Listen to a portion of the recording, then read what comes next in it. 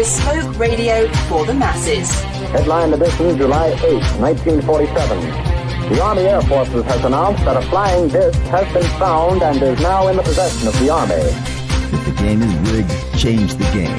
Game changer. I occasionally think how quickly our differences worldwide would vanish if we were facing an alien threat from outside this world. This is Fade to Black with your host, Jimmy Church, on the Game Changer Radio Network. Well. Good evening, Fade to Black. How you doing? Unfortunately, the live broadcast. Oh, okay. All right. Not broadcasting live on one of the streams. Isn't that strange? No, it's not. I was warned that it would stop on January 1st. That's a whole nother thing. But, it did broadcast yesterday. Anyway, Fade to Black. Let me get back on track. Today is Thursday, January 2nd, 2025. I am your host, Jimmy Church, and this is our first show of 2025. So just let me start off with this. Happy New Year, everybody. I hope you enjoyed your New Year's Eve and New Year's celebrations and you spend it with friends and family. Maybe not. Maybe you want to do it by yourself. I get that. I got lots of texts from friends of mine. I'm just staying home tonight. I'm staying home with my daughter, my son, my wife, my husband, and we're just going to watch this on TV. And it's not really about, like getting older or whatever. That's just sometimes you just want to do what you want to do. So just as long as you did what you wanted to do and you had fun doing it, here we go for 2025. And what a way to wrap up the year last year with everything else, with all of the high strangeness going on in and around the country. So that being said, there is a lot of news going around right now. And I get it. There was some tragedy that went down around the world over the weekend. Won't get into that. You are here to not get that kind of news. You get that from other places. But it's when it's supposed to be Tuesday and Wednesday, celebration, and last week, Tuesday and Wednesday, of course, Christmas. To have things to take away from that it just sucks. There isn't a better word for it. So while all of that was going on, and the Sugar Bowl, which was postponed until today, which they actually played it, the news reports started going around about the weather. Now, starting tomorrow, Friday, and continuing throughout the first half of January, and quite possibly the entire month of January, the entire country is going to be in a deep freeze and under footage of snow. Right? Okay. Except for Palmdale, California. That's right. We are going to have higher than normal temperatures over the next couple of weeks, into the 70s and mid 70s. So I'm not going to be talking about that while the rest of the country is digging out their driveways to get their cars out. Okay. So I'm just letting you know, I'm not going to brag about it. Tonight, Trey Hudson is with us. Now, I titled the show tonight just Unknown Phenomena, because not only does that enable us to talk about anything, but also when you go under that unknown phenomena umbrella, everything is connected. At least from where I sit, everything is connected. And the more that I investigate, the more that I research, the more that I have researchers that I respect on the show and run questions past them, I find that everything seems to be connected. So this is what we're going to do tonight. I'm not going to have a big, long intro. I'm not going to get into any of that. I'm going to roll straight into Trey Hudson. And there's a few reasons why I want to do it this way. One, it's our first show of 2025. Number two, you are spending your January 2nd, your first day of the new year, here with us. Okay? So let's just go straight into it. He is the director of the Anomalous Studies and Observation Group, otherwise known as ASOG. He shares his journey from military intelligence to leading multidisciplinary investigations into high-strangeness phenomena. Now, he's got a very compelling take on the mysteries, and he is an former intelligence officer. And not only is he the director of ASOG, he has spent and just retired decades in the military. And with that, military intelligence and other areas of expertise inside of the military, he just retired in 2023. We now just left 2024. So what is going on with that? And how do you apply a career of U.S. Army military intelligence into paranormal phenomena and research? Think about that. 30 years in the federal service, 1 year retired. I would like to welcome back to Fade to Black, Trey Hudson. He's right there. Trey, how you doing, brother? Man, I'm great. If I was any better, I'd spontaneously combust, and you'd have to have a whole other show on that. Man, you know, that used to be some of my favorite rabbit hole stuff, was spontaneous human combustion. But Trey, I need to stop right there. You retired in 2023 from a career in military intelligence and signals and all of that stuff, right? Everything that falls under that umbrella. And you just retired in 2023. Was your retirement like Robert Redford at the end of Spy Game? No, actually, I was on the security side of intelligence. So I was like the guy that kept the secret things secret. That was, kind of my job. I'm not going to say I was a man in black, but kind of what you would think that security specialists would do to keep, stuff undercover. There were certain things that I couldn't, talk about, that I couldn't go into, but, my retirement was I was on a closed installation, but, I did have family and friends come over, and, everybody got to spend a, wonderful time saying goodbye to a 34-year career. And so it was wonderful. It was quite a ride, and I learned a lot, and I made a lot of good friends, did a lot of really interesting, unusual things. And but what I tell people is that was my job, my job. That's what paid the bills. Now I'm doing my vocation, which is being a strange crapologist. If it's weird, that's what I want to look at. So this is kind of what I'm doing now. And it, quite frankly, it keeps me active, keeps me from hanging out and sleeping behind the liquor stores. And it's more interesting than golf. Okay. But you avoided the question. Well done. Of course. Well done. Well done. At the end of Spy Game, if you remember, if you've seen the movie, at the end of Spy Game, Robert Redford, he had like a burn basket. Remember that whole thing with the secretary, and all he wanted to do was get to the Bahamas where he had bought that property, and he was just trying to get through the day. And that's the part that I find interesting with a career like that. And with you, what do you do with the stuff that you're not supposed to talk about? Is there a discussion? Do you sign stuff before you leave? Absolutely. There's there's different levels of stuff. But let me back up. There's 3 levels of stuff. There's confidential, secret, top secret. Those are the only 3 levels of classification in the U.S. government. But you do have compartmentalization. You have code word programs and things like that.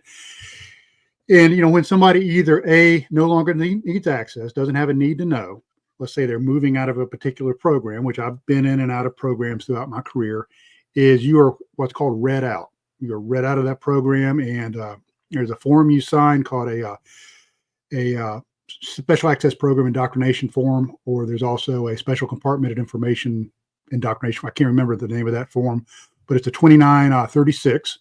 And basically you say, okay, I realize that I've been told certain things and I'll never talk about it. And you sign that. And then at the end of your career, when your collateral clearance, which is your confidential secret, top secret, is you will be debriefed on that, and you will sign saying, I understand I was given certain information.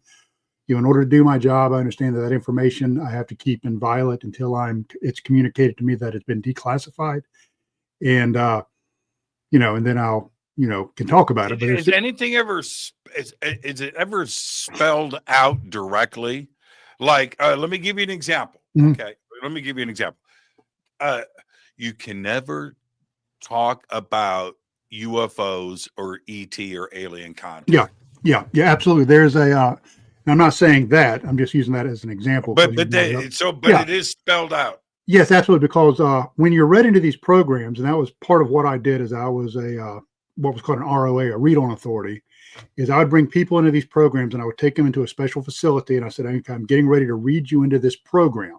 Mm-hmm. I need you to raise your right hand and do an attestation. And they would, repeat a certain phrase. Mm-hmm. They would sign the agreement, and then I would take a packet and I'll say, this is what is classified about this program, these particular items. And there's a document that is generated by officials in the U.S. government called OGAs, OCAs, original classification authorities. And they're called security classification guides. And they specifically outline what is uniquely classified and secret about different programs. Now, if you will allow me to go down a rabbit hole on that, is something I would like to see in the disclosure community. And I'm trying to get this up in front of somebody in Congress. I haven't been able to get there yet.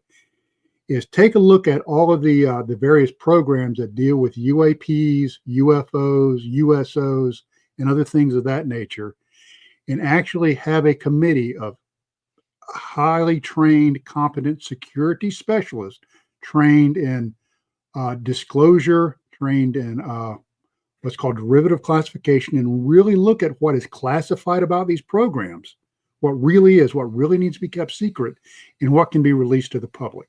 Because what happens a lot of times in the security and intelligence world is people get lazy.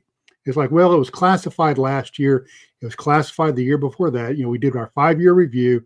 So instead of really doing the hard work and determining what can be released and downgraded, let's just keep it classified, because it keeps us from having to do work. So I'm hoping that maybe if somebody in Congress can hear this, is if we can get a committee together of people that are read into all of these programs and really sit down and crunch the numbers and crunch the data and say, what can the public be trusted with, and what is in the best interest of the U.S. to keep secret. So, we can have a bit of transparency in this very complicated issue. Well, okay, let me ask you a couple of, I think you can answer these quite, just tap one foot if I can't, and then tap twice, wink twice if I can continue forward. When you sign a document like that, do you get copies of it? You can request copies of it. It's a boilerplate. The document. No, but I'm saying, do you get copies of it? Or you're saying you can request copies of it? Yeah. It's I realize it's boilerplate, but you don't need an attorney or anything. Let me back up. Okay. Your SF Form 312, which is your standard collateral, secret, top secret, confidential, is not classified. Now, when you're read into some of these programs, they'll put certain terms up on the top of it, code words. They're called digraphs, trigraphs. Like Rampant Eagle, that's not a real program. Let's say if Rampant Eagle is written up on top of that document now becomes classified. But it's a boilerplate document. Every single one that I've ever signed for programs, the only difference is it has a different date on it. It's signed a different time by me, and it has a different digraph on top.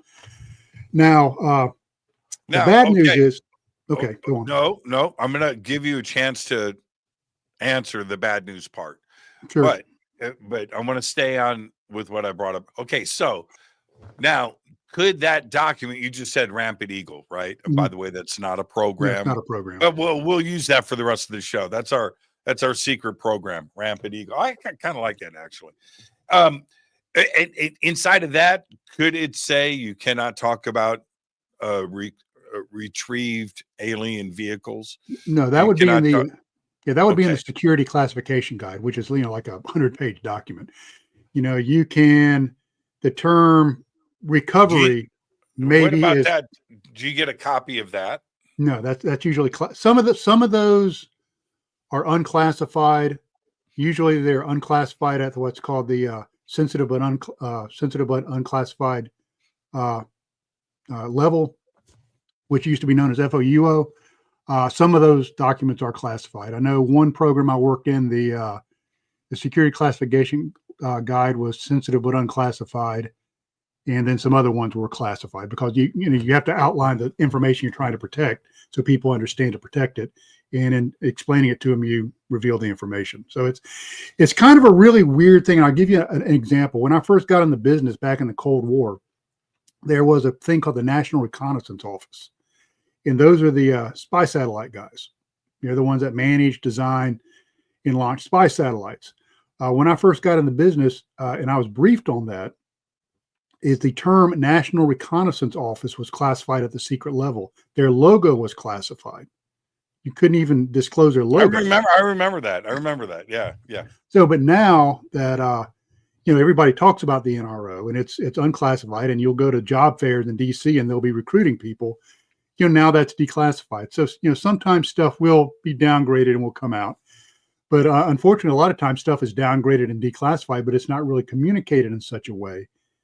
And that's why Mr. Grouch, when he disclosed what he did it very carefully. I was really impressed with what he did and the way he went about it, because the way he went about shedding the light on certain things, it seemed very authentic to me. It seemed very authentic to somebody who was in the business. It seemed very authentic to the way I would do it in order to protect myself. But if a document like that was somehow public, somebody's signing off on they won't discuss flying saucers or ET or whatever, you know what I'm talking about, the ET question. Right. If that went public, does that prove that the government is lying to us about it because they say that there is nothing to see here? Or does it prove that we have flying saucers in our possession if you're not supposed to talk about it? Because how can you talk about something if it doesn't exist, right? Wouldn't that be a very, very, very important, groundbreaking document to have public? Yeah, it would. And you have to remember that sometimes the thing that they're trying to keep secret maybe not is exactly what you think it is. And I'll give you an example. Some of the information that I believe that's being kept secret now, that's still classified, especially, with Aero and, ATIP and all those organizations, might not necessarily be the fact that there are UAPs in our airspace, but it's the way those UAPs were discovered, tracked, and managed. We could be disclosing methods and technologies that we... Right. And I understand that argument. And that argument makes a lot of sense. I'm a military brat. You don't want that kind of stuff out. But the subject of flying saucers, right?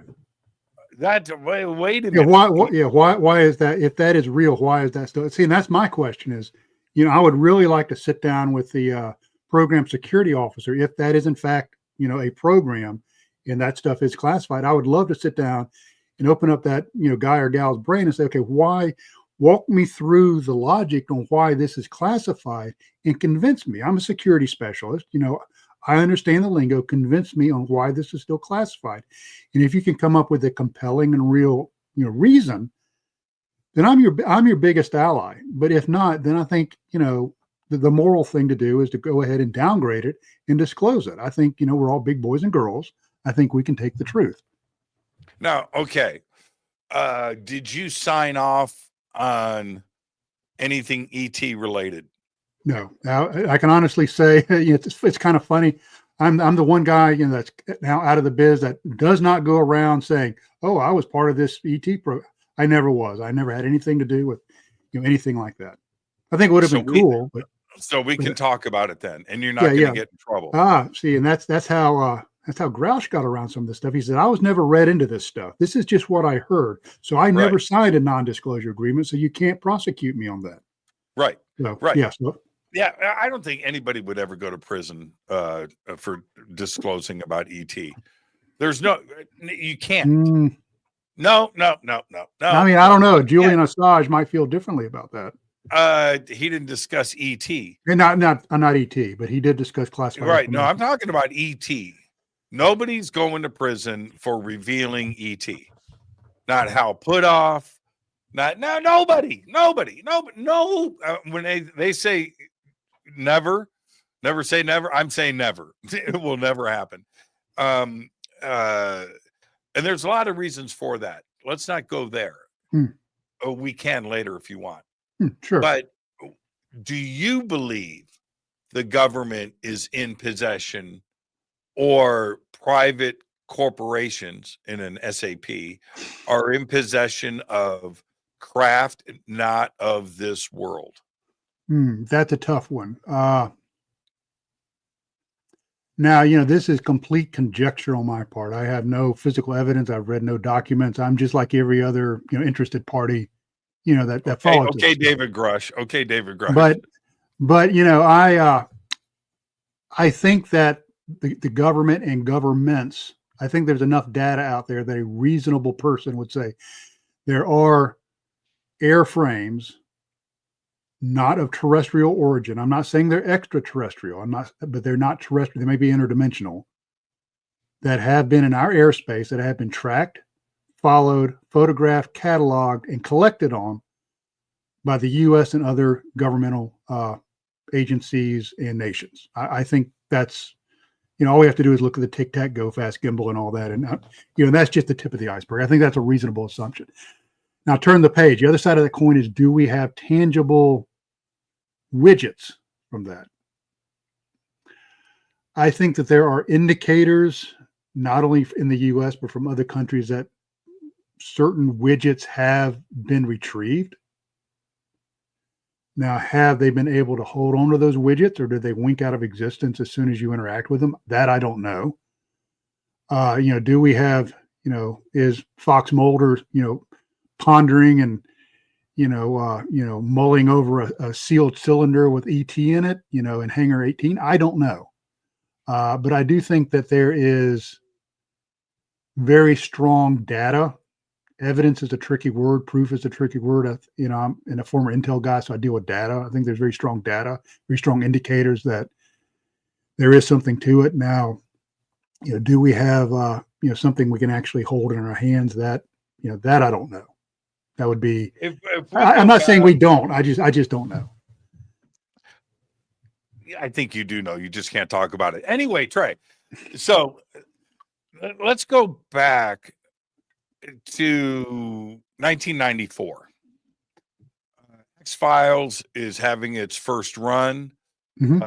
Very popular, but the conversation started to rise outside of the UFO community because of Fox Mulder, right? X-Files, brought this stuff out in the open. And Chris Carter did an amazing job with it. But there were other things that were happening at that same time, like Coast to Coast, Rendlesham Forest, Roswell was, blowing up. Was there any chatter in the cafeteria or with any of your intelligence people about these subjects? There were people that were, talking about it, that, wondering, does the government have an office that, follows this stuff? And of course, we know the answer to that is probably yes. You go back to Project Sign, Project Grudge, Project Blue Book, et cetera, et cetera. Then you can go back into Grill Flame, Star Streak, in the remote viewing stuff, you can go back to Bert Stubblebine and all of that stuff. So I think a reasonable person would say yes. But the cool thing about Chris Carter, and I am such a geek, is I actually have a X-Files fan club membership card, and went to one of the conventions back in that, which was really weird because you had a government guy actually at an X-Files convention, which is strange. But anyway, so, people really started talking about it maybe in an intelligent way, in a non-campy way. That was such a very intelligent program, and really made people go back and start questioning their own beliefs. And then the way he started tying in, ancient history, the native Puebloans, the Anasazi and all of that, and start bringing all that in together into a very cohesive, narrative and story arch, and then started bringing in the overlying dome of government secrecy, I thought was very compelling. So, I think it really piqued a lot of people's interest, and it was, much like the cultural touchstones, earlier, like, your logo of Barat, from my mind just went completely blank, Klaatu, Barat, and Ekto. That was a cultural touchstone, and the day the Earth stood still. Now that was a cultural touchstone in the 1990s. And what I find really interesting is here we are, in the 21st century, and we have a whole lot more data and a whole lot more evidence that, that this stuff actually is real. It's not only in the UFO world, but remote viewing and all this other stuff. But there doesn't seem to be a show or a cultural phenomena like the X-Files going on now, which I find really odd. You would think that that would really have sparked everybody's interest, and it would be a real vacuum that would be filled by the media. But we're just not hearing a whole lot about it. We hear about 90-day fiancés, which I find kind of sad. Now, I almost said it. Big shout out to your brother Shay. But there's a reason why I'm bringing that up. Hey Shay, I know that him and Christy are watching right now, and they're amazing. Is this, you mentioned you retired on a I don't want to know where, but at a closed facility, right? Mm-hmm. That's what you said. Okay. I lived next to Edwards Air Force Base, which is definitely a closed facility, by the way. And lots of, stuff. It's a secret base, and it's a training and testing facility of advanced aerospace and different platforms and stuff. So it all goes down there. A lot of training and testing. Lockheed Skunk Works is right up the street. So that's what they do. They skip over to Edwards. They fly whatever out. And Northrop Grumman and NASA, Air Force Plant 42. They build, they create, they take it over to Edwards and stuff. I got hassled, man. I got hassled by the camo dudes over there. And it was not a fun experience. No, they don't play. They do not play. No. And I was trying to get them to smile. No. So anyway, my point is, while they were, I was kind of separated, and I was with the younger guy, and I said, "So, man, you ever see any flying saucers on the base?" And he goes, "Oh, man." And he goes, "You're kidding, right?" I said, "No, I'm not." He goes, "Everybody on the base is talking about it. We watch TV. We see what the news reports are. These, crash retrievals." I said, "You've heard it?" "Yes." I said, "So?" He goes, "Have I seen anything?" "No." "Are we talking about it?" "Yes." And I thought that was a pretty interesting, statement to come from, the military police. When you're on a closed facility, you guys still watch the news, right? You guys still. Yeah, that's interesting. If that guy had worked at my installation, I would have put the habeas corpus on him and brought him back to my office and had a talk with him about talking to you. It's that's a very very interesting thing that he said. Two options. He could have just been screwing with you, or he could have been serious.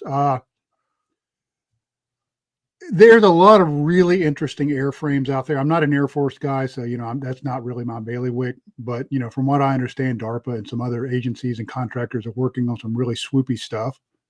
Where does this technology come from? Who knows? But it's interesting. I'm glad you had not a too overly unpleasant experience with that stuff. You know what was crazy about it is they caught me by surprise. They actually snuck up on me in the desert. I don't know, man. It was crazy because I'm right at the end of the dry lake bed where Chuck Yeager did all his land. You know, it's a Mhm. pretty famous spot. You know, it's pretty historical, but it's Edwards Air Force Base. And so I'm on my Harley, and I get off my Harley, and I'm taking selfies, man. Which I'm taking selfies, Trey, of signs that say no photography, Mhm. shoot to kill, right? And I'm taking selfies. This is great. I'm taking selfies of these signs that say, and so anyway, I kind of put my arms down and I look, I'm alone in the desert, you know, and I'm looking around, I'm looking at the dry lake bed, at the runway, and I'm imagining Chuck Yeager and the X1, and you know, it's just an amazing place. And all of a sudden I hear, Yeah. and I hear it, right? And I'm looking around, I'm like, where's that coming from? And right then to my left comes this four-wheel SUV with its lights on, by the way, through the sand, skids up to me. And yeah, they caught me. And so I had asked them, they had me not tied up, they had me detained for about a half an hour. And I said, so there's a big black, like the boss guy, big dude, big strapping dude. I go, where'd you guys come from? And he goes, we were on that hill on patrol. And I turned around and looked, and sure enough, there's a hill up, but it's like a mile away. And I said, okay. And he goes, we're up there, and I got the binoculars, and we see you. And I said, I'm going to tell you exactly what he said. Okay, I'm going to use some bad words. He goes, I come around. This is the black guy. He goes, I come around, and I'm watching you. And I said, Wilson, that's his partner, this motherfucker's taking selfies. Look. And he hands him the binoculars, and Wilson goes, yeah, man. And that's it. They saw me, and they came down off of the hill. Yeah. And they man. Yeah. I'm now on, when I drive through there, now I know what to look for. Before, I'm serious, man. You would never have noticed them. You would have never seen them. And they gave me the whole rap about our adversaries, and they're scouring social media for pictures like mine. No, that's so they true. Can find, so they could look in the back. And you know, I get all of that. I was out of line. You don't take pictures of signs that literally say, warning, no photography, do not stop your vehicle, no four-wheeling, do not pull off the road. And it's a big, security. And then you're taking selfies of a sign that says don't do this stuff. Well, you're asking for it. So Yeah, I wasn't mad. Yeah, I mean, they sounded like they were pretty cool about it, and they explained to you why. So that's, but I always tell people, if you see one of those signs and it has in big red letters at the bottom, and I've worked at places that had these signs that said use of deadly force authorized. Yep. That is not a joke. That is serious. It's not a joke. It's not a joke. It's not a joke. He had said to me, one of the, and I never really got him to loosen up, but he goes, okay, I'm telling you now, Mr. Church, you are the subject of a report by the United States Air Force Military Police. I said, okay. Don't let this happen again. I said, all right. He goes, now, this is what's going to happen. I said, can I see it? And he goes, no, you can't. Can I get a copy of it? No. No. I said, all right. I wasn't arguing, He goes, now, this is what's going to happen. You're going to get on your bike and you're going to ride. And he goes, now. I said, cool. That's it. And I got on they took pictures of my bike, and anyway, as I'm riding away, I yelled in my helmet, yeah. It happened. Yeah, exactly. I've seen those guys a couple of times since. They didn't wave at me, by the way. No. Now talking about all of this stuff, now we have this craziness with drones, as if UAPs weren't enough, and pilots and everything else. But we're talking about multiple states, multiple countries. What's your take on it overall? And then we'll kind of Okay. zero in. Yeah, and I'll have to put a caveat out there because I'm probably going to hurt some feelings, but that's okay. As I am the world's foremost expert on my opinion, so I'm getting ready to give my opinion on this. The whole drone thing, and primarily in the New York, New Jersey area, is I have been, and I am not privy to, I am not omnipotent. I have not seen every footage of every drone or airframe that people have taken. So, I don't know everything that people have seen. The stuff that I have seen, and I'm a member of a group on Facebook called Drones Over New Jersey, is just about every single photograph that I've seen is an aircraft. Mm-hmm. And there's some really telling things. Is I went back, I used to be a MUFON field investigator, so I pulled out some of my data, and I pulled this up, which are aircraft markings, where aircraft lights. And when people post a thing of a drone and it has a red light on one end and a green light on the other, then it has a red rotating light in the middle and has a light in the front, those are red and green navigation lights. Those are red rotating anti-collision beacons, and those are marker lights on the nose and leading edges of the wings of the aircraft. They're airplanes. So what I tell people that get really excited about this, I said there's a fantastic app out there called Flight Radar 24, FR24. Just download it on your phone.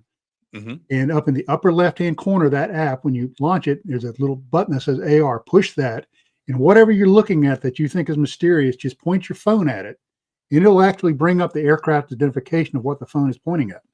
So it's an L-1011 from Newark to Barcelona, or, it's something coming in from LaGuardia from London, or something going into Teterboro, civil aviation aircraft. It'll actually come up with the aircraft type, the tail number on it, and all of that data. So in my opinion, I think probably 95% of the things that people are seeing are approved airframes. They're either aircraft or they're approved unmanned aerial systems, drones, authorized, licensed drones, which are out there. They're flying around. 4.5% are rogue drones. Those are people that are out there that are just effing with people, that just fly up their little DJI drones around the neighborhood to freak people out. But what I find intriguing, and this is kind of like J.on. Hynek, is the 0.5%.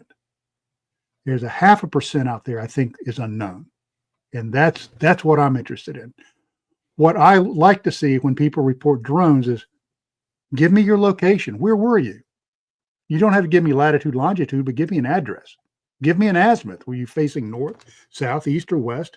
How many degrees above the horizon? What's the date time group on this? But what you're seeing are people just saying, I saw a drone. Boom, they put a picture up there. It's like, okay, what's the context of this? I don't even know what this is. So, as an analyst, I have to say that I don't have any corroborating data. This has no, this has nothing to authenticate it. So I have to kind of push that data to the side as questionable and keep digging until I find data that's a little bit meatier. Now, I have seen some, things that people are calling plasma balls. It's really hard to focus on something at an extreme distance. And you have, like I said, Teterboro, you have LaGuardia, you have JFK, you have Newark. And all of these airports, especially in that area, have different runway configurations. So you have different approaches, from different areas. So you have aircraft all over the sky. And what I think is happening is, and I'll give you an example. I bought a camper in October. I never used to pay attention to campers because it wasn't on my radar, no pun intended. Yep. And now that I have a camper, I see them everywhere. And I think people are starting to look up the same camper too. Yeah. And I think people are starting to look up at the sky and they're like, holy shit, there's a bunch of stuff up there in the sky. I wonder what it is. Well, I'm glad that they are. I'm happy that they are. I'm happy that people are looking up for a change. But here's okay. Let me throw this out there. Sure. And in the interest of transparency, I'll apologize to the listening audience right now that has heard this story again. But it's crazy that I saw what I saw, and then everything else has happened since then. But about 4 months ago, it was right before I went to Peru, maybe a month before. So this September-ish. I'm guessing. What month are we now? We're in January, right? So I'm thinking September, August-ish. It was when the meteor showers were happening. So whatever month that was. After Fade to Black, and it was a Monday night. And so I signed off of Fade to Black, but the meteor showers were starting. So I went upstairs out on my balcony and was looking for the meteor showers, which I did. I saw them immediately when I went out there. It was really cool. And so as I'm watching them, and I've got binoculars and stuff, and as I'm watching that, this is what happens. Something catches my eye, and I had seen it was already up there flying around, but I wasn't paying attention to it because I was looking for meteors. Okay. Now, right over Skunk Works, which is due east of exactly due east is the end of the runway. And Lockheed Skunk Works is right there, mile up the road. And so I'm looking, and then, but this object, which was white, stopped in the sky and backed up on itself. And that's what caught my attention. Might have done it already, but I wasn't looking at it. I was looking at the meteor showers. So, but this is what was interesting about this. It had 3 strobing white lights. Now, I see everything in the skies here, Trey. I see everything. I see all the experimental stuff. I see the crazy stuff. I see you know what? But navigation lights. Everything's got navigation lights. Right. And I see it all, man. I see the new B-21, whatever, man, the 35s and 22s and U2s and transport. I see plus the experimental stuff. It's all got navigation lights on it. Okay. This had 3 white strobing lights, and the strobe was like this. Okay. Rapid, like a dance floor in the disco era. You remember those days? Oh yeah. Okay. So it catches my eye and it backs up, and I don't hear anything. And it comes right over me, and I look right up underneath it, and 3 strobing white lights. I couldn't see a shape, but I couldn't hear anything. Now, all that, and I watched this for like 20 minutes. Zigzag around. I got bored, man. I went in the house. Somebody's testing something over the base, but there were no navigation lights. If somebody would have shot a video of that, or if that was flying over Vandenberg, or if that was seen near Teterboro, or was seen near Boston Logan, right? There would be hell to pay, and people would be freaking out. These were 3 white lights underneath us, and it was silent. But I wrote it off immediately as it's ours. I didn't think it was a UFO. But we are testing stuff like that all the time. And when it comes to that 1% that you're talking about, that 0.5%, you just don't know what could be out there being tested that would freak people out if they saw it, like what I saw over Palmdale, which, by the way, the next night went completely viral. You can look it up, UFOs over Palmdale, and see what happened the next night. But what happens a few months later is what's going on in New Jersey. Yeah, that's the classic. What is that? T3B, I think, is what people call that triangular thing with the lights on the corners. There's DARPA, Skunk Work. They're flying a lot of unacknowledged airframes that have a lot of really cool capabilities. There's some speculation now that the SR-72 has been in use for several years. No comment. Yeah, I can't comment. So they know where I live, Trey. They know where I live. So and of course the F-117 was actually flying in the 70s with the 4450th fighter group was flying that well before it was disclosed in 91.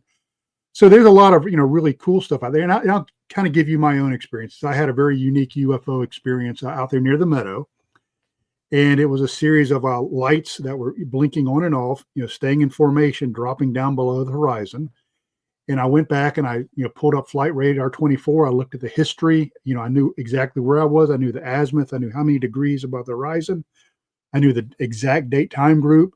And I did everything I could to try to identify what those objects were.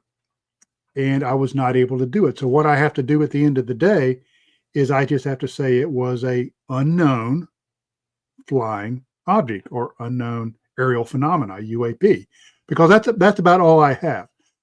So, that's that 0.5%, though. That's the 0.5% that cannot be explained by either our government, cannot be explained by, civil and commercial aviation. That's the big mystery out there. You talk about the 5 observables, non-ballistic flight patterns, transmediumship, all of that stuff. That's where it really gets sexy. And that's the kind of stuff I'm interested in. So, I do think people are seeing things in the skies. I do think people are seeing things in the skies that are not necessarily terrestrial. I'm not saying they're extraterrestrial, but they're not what we understand as terrestrial. But unfortunately, the signal to noise ratio, especially with this drone flap out of New Jersey, makes it really difficult to try to sift out the truly anomalous sightings. Well, wouldn't that be part of the plan? I mean, that would make sense to get stuff, lost in the, lost in the fog. You know what I mean? With all the other hype that's going on. Yeah. Well, that's what you do. Yeah, kind of. But if you want to keep something secret, you don't keep a secret by not keeping it secret, because that's not how you keep a secret. That's right. Well, it's supposed to be that way, right? It's supposed to be, but that's not how it works out. And now you just said something. I'm not going to let you just glance off of it and move on. You've been on Fade to Black many times, and we're friends. But I remember you telling me about the cube. Now, without getting into, you can take it as far as you want, Trey. But the idea of the cube is something that made its way into, with graves and other sightings and other reports about UAPs, but also that have been a part of the UFO community for many, many years, if not decades. But you witnessed this yourself, and then to turn around and have other professional witnesses, I consider you a professional witness, other professional witnesses coming forward to discuss this phenomena. So what do you think about the cube shape and that part of what is going on? Yeah, that's a great question. I'm glad you brought that up. Kind of to refresh, people's memory as they don't recall, when I was on Fade to Black, several years ago, is we were in a area that we call the Meadow. And during our investigations out there is on our thermal, we saw something that looked like a cube, which was cooler than the surrounding environment. So it was actually colder than the ambient temperature around it. And it started to fade, started to disappear. And we dispatched a team to it. And when the team got to the periphery of where this thing had been, their heat signatures completely disappeared off of our thermal. And I think you've seen the video. I'm happy to say that it will be coming out in a much, much broader format on Saturday. So pretty much the whole world can see it. I got your attention. Yeah. What? So, I'll go into that a little bit later. I've got some exciting stuff on the burners, but and so it was a cube. So I saw cubes. That's really weird. That's an interesting shape. So I started doing more research into it. And if you go all the way back into the Middle Ages, there was a thing called the prima materia, which was the prime material, which is what alchemists thought that all matter was made of. Now, in the alchemical handbooks and the illustrated and manuscripts, illuminated manuscripts, how the prima materia was drawn, how it was shown? It was a cube, that it was the perfect shape that all matter was based on. Now we go fast forward, into the 20th century, is the Carl Higdon case there in Oxbow, Wyoming, I believe it was. In ASO 1, it was a cube or a box. If you talk to the wonderful Katie Page and her experiences out there at the Colorado Ranch, which I actually got a chance to go out to last year, go to that ranch, is her experiences and the experiences of her family and other people in that community with cubes or boxes.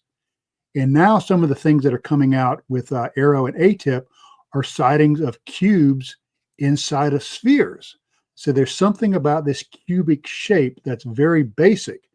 Now, what I find intriguing is if you start looking into theoretical understandings of multiple dimensions, there's a thing called a tesseract or hypercube, which is a cube inside of a cube with the corners all connected in the third dimension, in our dimension. But in the fourth dimension, one dimension up, all the angles are right angles. So we use that cube to kind of illustrate the high strangeness of extra-dimensional understandings and conceptualization. So there's something about a cube that not only has some sort of attribute that, I'm not really sure what makes it special, mechanically, physically, dimensionally, but there's also something about the cube that deep in our hearts, in our souls, we know there's something magical about a cube. There's some sort of perfection there that just really hits a spark, very deep in our minds, deep in our historical DNA that maybe we don't quite understand, that perhaps maybe other civilizations that existed before us maybe knew that secret, and for whatever reason, we're not able to pass it on.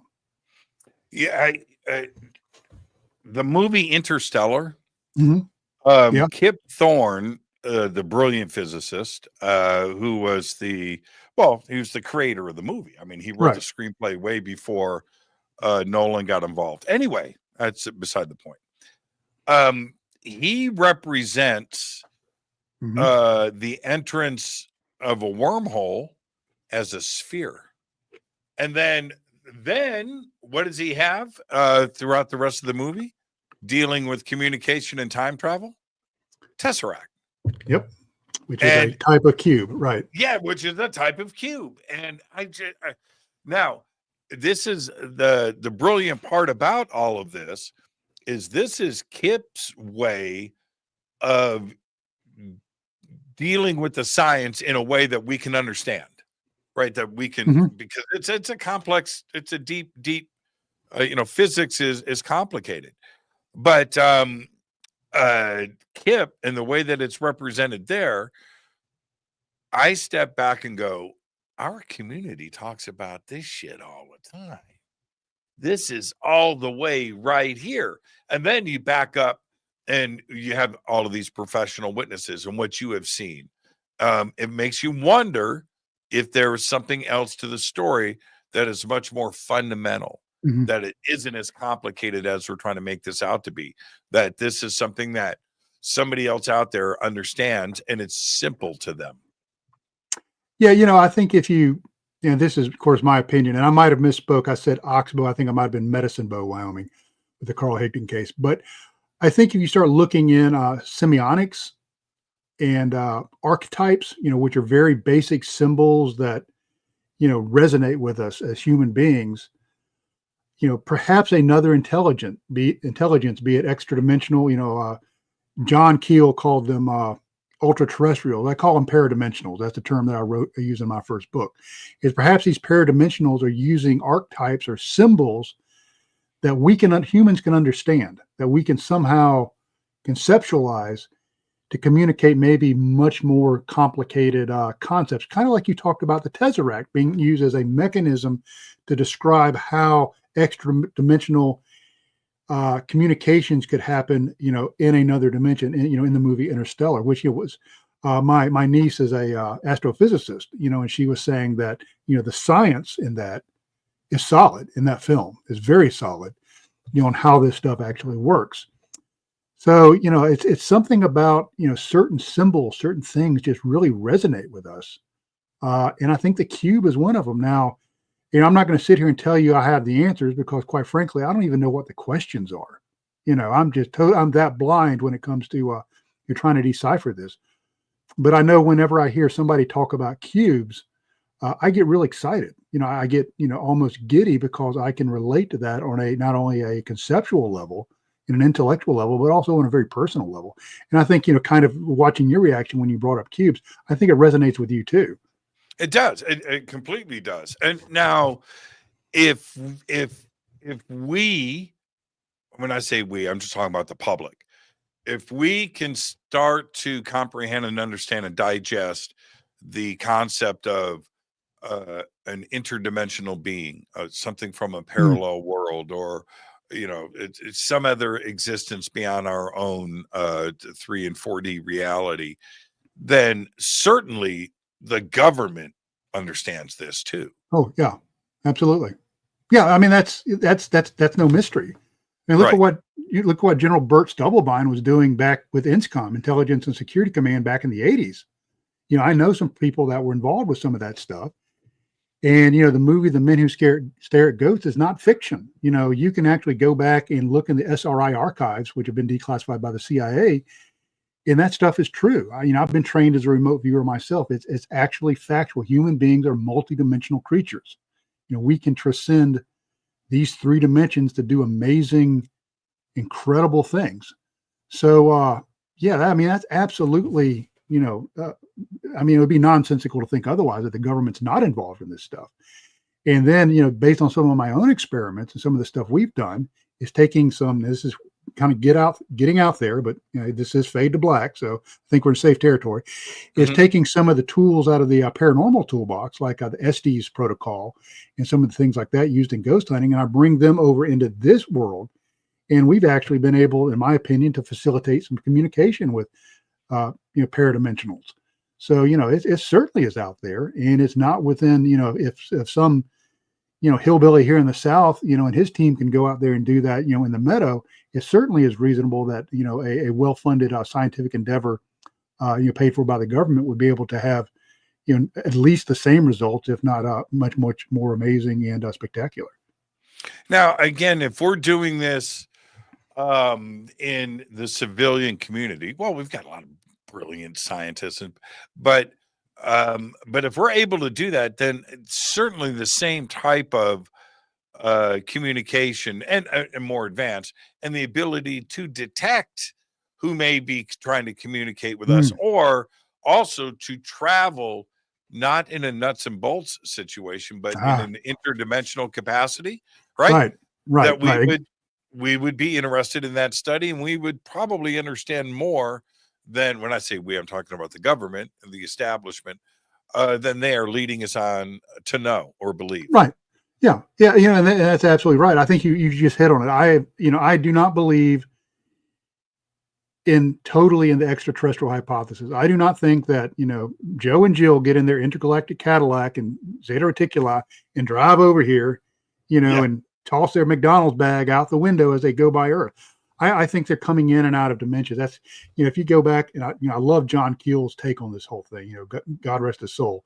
I think he was really onto something. You start talking about, ultra terrestrials, paradimensionals like Indrid Cold and stuff. They start bleeding over into this reality, in and out.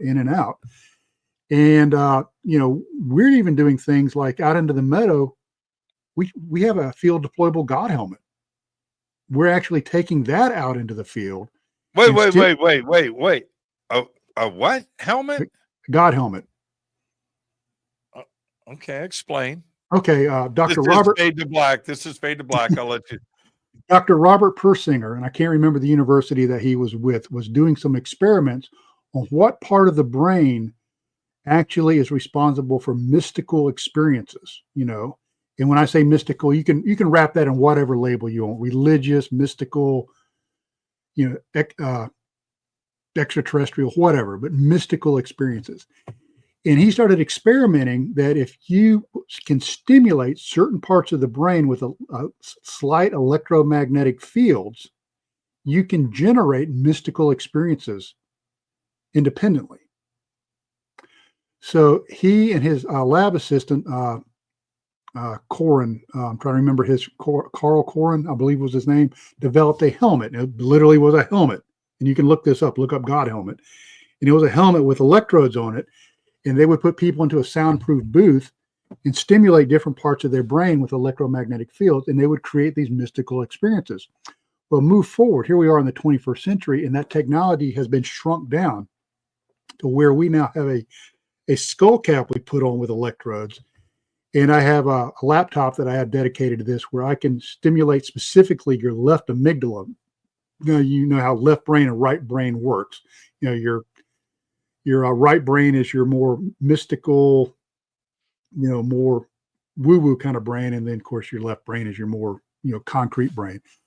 Is what we'll do is use electromagnetic signals, pulses across the hemispheres of the brain to cause bihemispherical cooperation. That's the same thing that Robert Monroe was doing with HemiSync of the Monroe Institute. Okay, so we're causing bihemispherical communications and cooperations. Once I get that established, after about 20 minutes of stimulation of both hemispheres, then I focus on the left amygdala, and I start pumping about 40 hertz of electromagnetic fields into the left amygdala, and people start having mystic experiences. Like they'll be blindfolded, have earplugs in. They'll say, who was standing behind me during the whole session? Well, nobody. Wait. Have you done it? Oh yeah, I've got it right here, somewhere in here. Let me see. Okay. What happened to you? For me personally, is I will get an experience of almost like an OBE, like an out of body experience, and then have a feeling like I'm falling, like I've detached from my body and I'm falling through a void.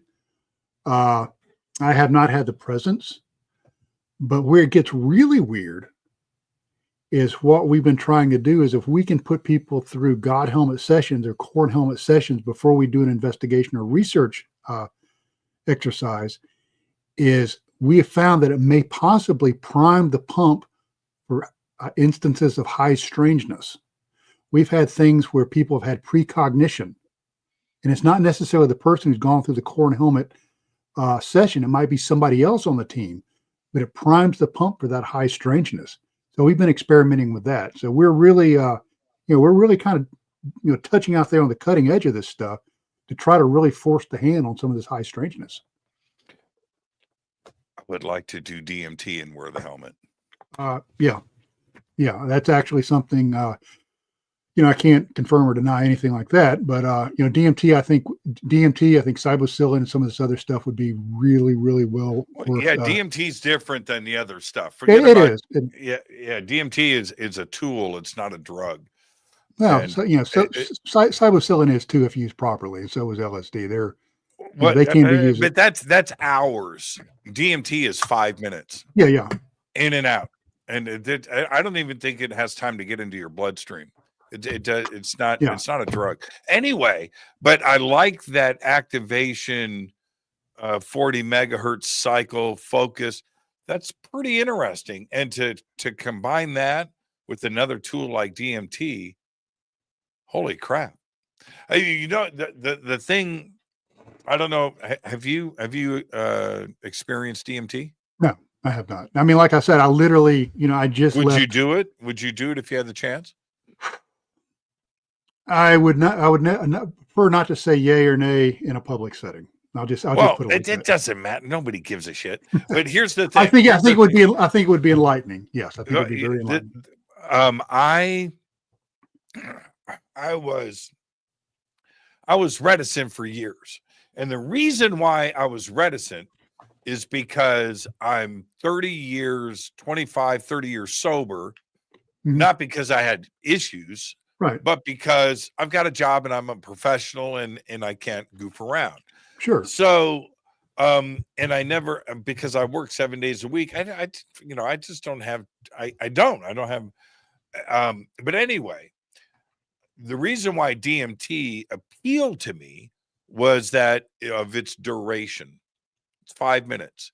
You're sober, 5 minutes, sober, right? You're done. Right now, that's an appealing situation.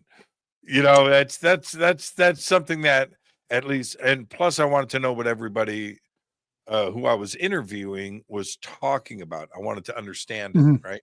So, what an interesting experience for me. And I did it twice, not to get into the minutia of it. But what I did find very, very, very interesting is the interdimensionality of it all. That part of it, man, if that is an evidence of an 11th dimension, I don't know what. Absolutely. And the cool thing is, and I believe this. I've got my own, like everybody else, I've got my own spiritual underpinning. And I believe certain things. I don't really go into that in public very much, but like everybody else, I've got my own concepts of what death is, and it's not what we think it is. I honestly believe this. Not only from my my religious background, whatever that may be, but also from what I've studied intellectually, is we actually will transcend. We will become that multidimensional creature that whatever the creation is really meant for us to be. And you got like a little taste of that. And the reason I don't talk about DMT publicly is there's a possibility I could become what's called a retired annuitant, and I might go back into the business that I just came out of. Mm-hmm. And there's certain things that you can't do if you go back into that business. So they can't drug test for DMT though. You're in the clear. Well, they do polygraphs though, so you have to be aware of that. Yeah. So anyway, I think it's absolutely fascinating. That sucks. Yeah. That sucks. So, is there? We need to take a break, and we'll get that in. With what you have collected, and especially your meta research, if you get pulled back in, by the way, you never leave. You haven't left. You're on the bench right now. Is there an interest in your research? Actually, there is. One of the counterintelligence agents that supported some of my work is I had agents that would support, some of the stuff I did from the security thing. They would come in and support it from a counterintelligence perspective, was extremely interested in it. And it's only because he thought it was really cool, because this is some of the coolest stuff where you sign a copy of your book and give it to me. So the odd thing is, as far as an official interest, no, nobody seemed to care one way or the other. I've not been dissuaded in any way. I've actually been kind of encouraged, unofficially saying, hey, this is really interesting. Just, tell us about it, because we find it very intriguing. So, so it makes me think that, there are other elements in the government that are doing their own parallel research. Of course, obviously, they're much better funded than I am since I'm self-funded. And their results probably are a whole lot more interesting. So they probably don't even care about what I'm doing. Oh, it's fascinating. Let's take our break. Trey Hudson is with us. He says he's retired. He's just sitting on the bench. Our guest, Trey Hudson. We're talking about unknown phenomena and everything else. This is Fade to Black. We'll be right back after this short break. Stay with us.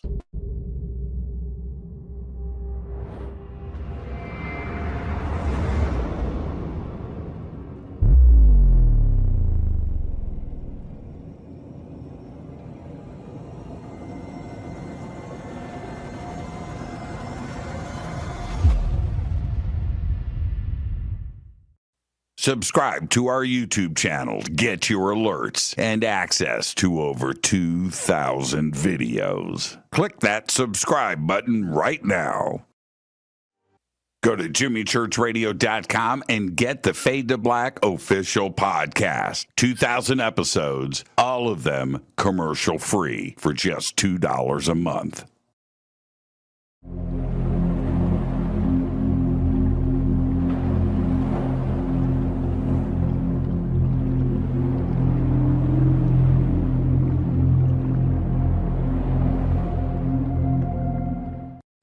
Watch Into the Vortex on Gaia TV. It's Fade to Black for the screen. Simple to do. Go to Gaia.com, search Jimmy Church, or click on the link below.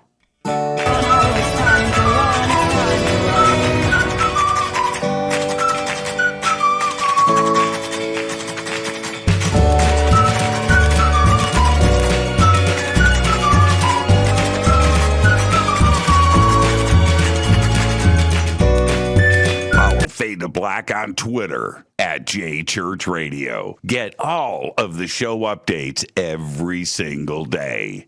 It's now called X, but who cares? How you doing? Jimmy Church here. Special announcement. Get your Fade to Black t-shirts. That's right. Help support the show. Help support everything that we do over here. We've got 2 t-shirts. We've got 2 ways to get them. Get your Fade to Black t-shirt today. Go Backley Tappy.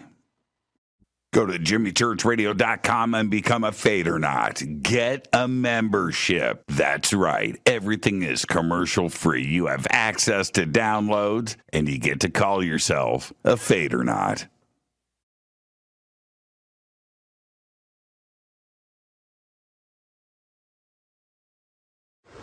Today we're headed to Bolivia, Tiwanaku, Peru, and of course, Pumapunku. Brian, exciting.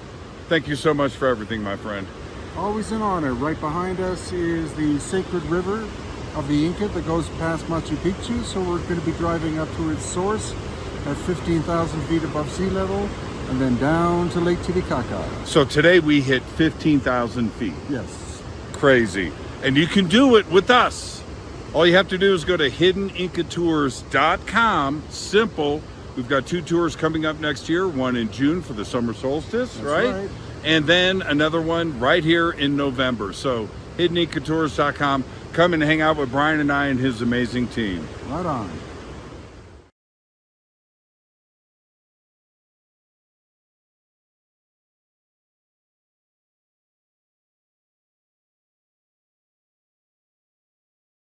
River Moon Coffee, makers of the Fade to Black blend. Truly the best coffee on planet Earth. Just visit rivermoonwellness.com or their Amazon store. It's all simple to do. You can check out the Fade to Black blend, the Game Changer blend, or any of their Black Moon Wellness products. It's the only coffee I drink.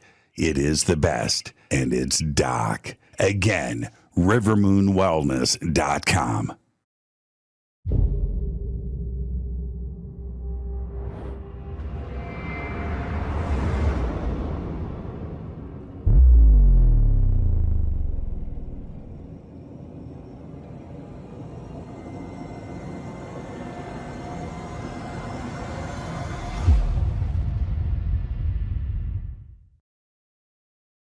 Welcome. All right. Welcome back. Fade to Black. I am your host, Jimmy Church. Tonight, Trey Hudson is with us, author, researcher, TV host. And here's the thing. And I've titled the show tonight, Unknown Phenomena. You know, what's going on there. And that's what Trey does. Trey, who is on your team? And what is your focus right now? What's the current research? The current research, we're still doing a lot of research into the meadow. It's still a very active area. And the phenomena is evolving. It's really strange where it used to be, orbs, and we still have orbs, and we still have disembodied voices, and we still have shadow people, which sounds kind of weird. It's like, yeah, it's another day at the office, but we still have that stuff. But it's actually becoming very, very personal now. Is people are having precognition, just some crazy things. Of course, our mutual friends, my brother and his wife, the Hudsons, they've had some unique experiences there, and I'm very happy to say that there'll be a film coming out on Saturday.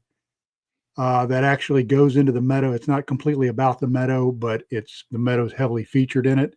So that'll go into some of that. And then I've got another project that I'm not at liberty to discuss right now that I just finished up some filming with that hopefully will be coming out this year. So, people get to experience some of that. So we're still really focusing a lot on the meadow. Now there's another area in an adjacent state that we've been looking at that have had some cryptid sightings. But they're very different than what your usual cryptid sightings are. They're the animals or the cryptids or creatures that are seen are just a fudge above ambient temperature. It's like they're not fully developed. They're kind of in between realities. So we've been looking into that. There's another group I work with. They were able to capture some really amazing video on that. I was out there last weekend. I was able to capture some thermal, something big moving through the forest out there. So, we're just out there kind of, seeing what's going on and, just trying to spread the word, trying to get the word out there and, have people enjoy and experience these amazing phenomena along with us. Now, here's a question that I'm going to post up. I'm pulling this out of the chat. I normally don't do this, but this was literally my next question to you, and it just popped up here. So Android Paranormal, who did something in Trey's intelligence work spark his interest in Sasquatch? That's a great question. That is a great question. And the answer to that is no. I'm sorry, that's the basic answer is no. But what did is I was a child of the 70s. Okay. I was born in the early 60s. So I, kind of grew up in the 70s, and there was a lot of really cool stuff in the 70s. I started looking into all the aspects of high strangeness. There was a fantastic TV show with the legendary Leonard Nimoy called In Search of. And most people our age, kind of, cut their teeth on In Search of when we were younger. And I'm such a geek, I have the entire series on DVD. And there's also some really cool Bigfoot things like, over my shoulder right here, right there, is a fantastic pseudo documentary called Sasquatch, The Legend of Bigfoot. And it was a pseudo documentary about a team that went out into the Rocky Mountains looking for Bigfoot. And so, I'm a little, 9, 10, 11-year-old kid, like this little maladaptive sponge, this really weird little sponge soaking all this stuff in.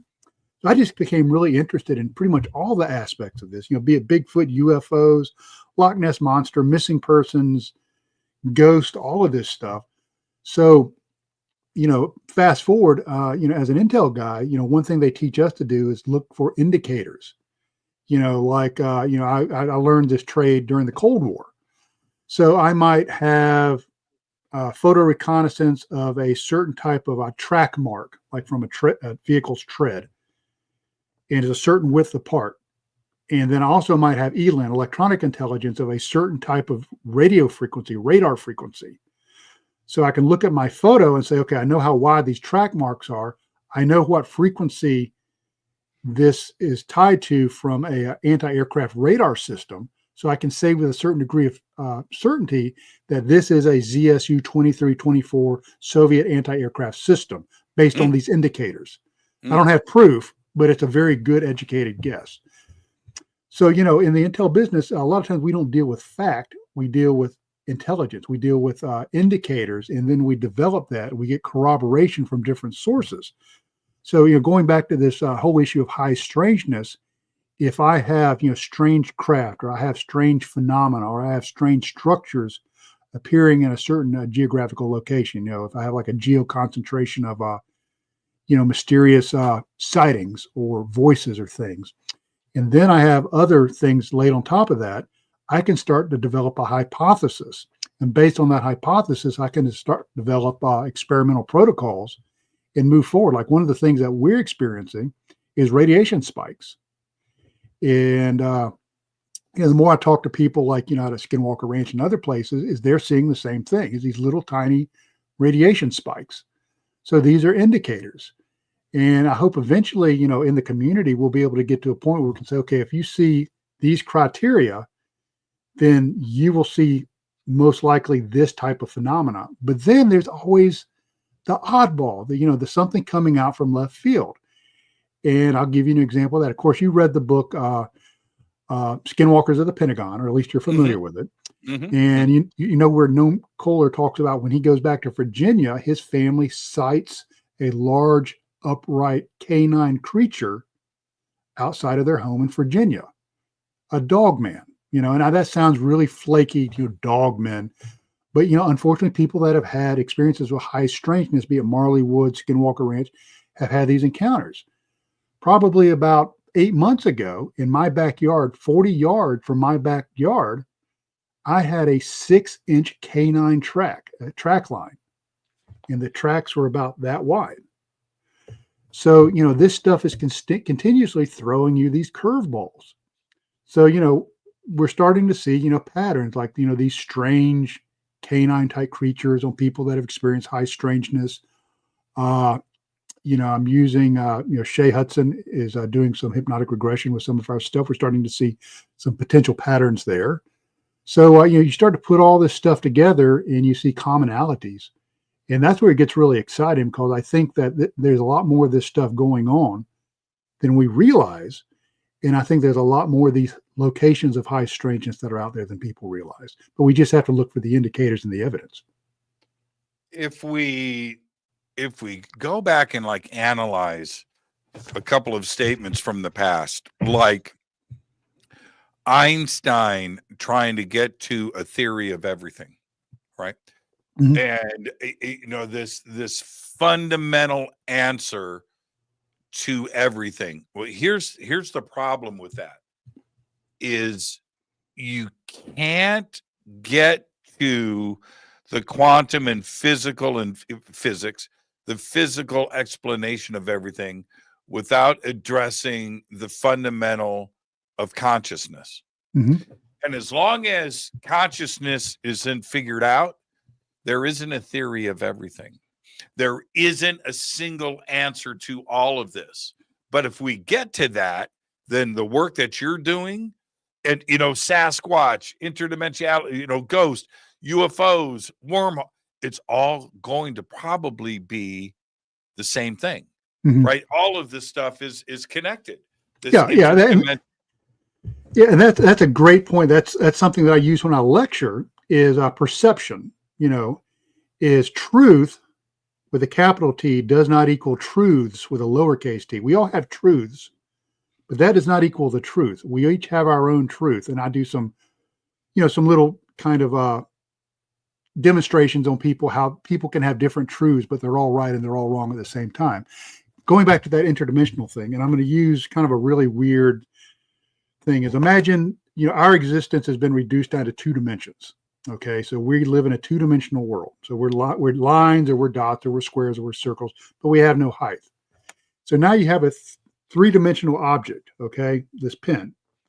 And on this end of the pin, let's say it's a little tiny Sasquatch, like a little 3-dimensional Sasquatch kind of thing, or a drawing of a Sasquatch. And then on this end, a Sasquatch just hit his head.